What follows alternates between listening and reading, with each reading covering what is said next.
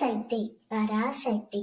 என் அன்பு தங்கமே, உன் துணையை பற்றி திடுக்கிடும் பல உண்மைகளை உன்னிடம் உன் அம்மா நான் கூற வந்து உள்ளேன் தங்கமே.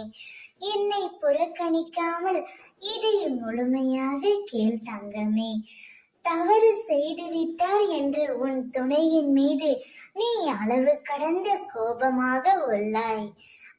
ஆனால் உன்னுடைய துணை தான் செய்த தவறை இப்பொழுது முழுமையாக உணர்ந்து விட்டார். உன் மீது உண்மையான பாசம் மட்டுமே இப்பொழுது அவர் வைத்திருக்கின்றார்.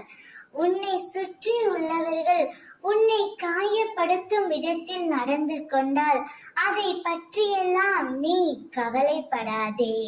உன்னை உயர்ந்த நிலைக்கு உன் அம்மா நான் அழைத்து செல்வேன். உன்னை சுற்றி உள்ளவர்கள் நீ எப்பொழுது அழுவாய், நீ எப்பொழுது வீழ்வாய் என்று சிலர் ஆவலுடன் காத்து கொண்டு இருக்கிறார்கள். எனவே அனைவரையும் ஒரே மாதிரியாக கருதாதே. உன்னை சுற்றி நல்லவர்களும் இருக்கிறார்கள், அதே போல் தீயவர்களும் இருக்கிறார்கள். இந்த உலகம் உன்னை தூக்கி வைத்து ஆடுவதையும் தூக்கி எறிந்து வீசுவதையும் நினைப்பது உன் குணம் மட்டும் அல்ல.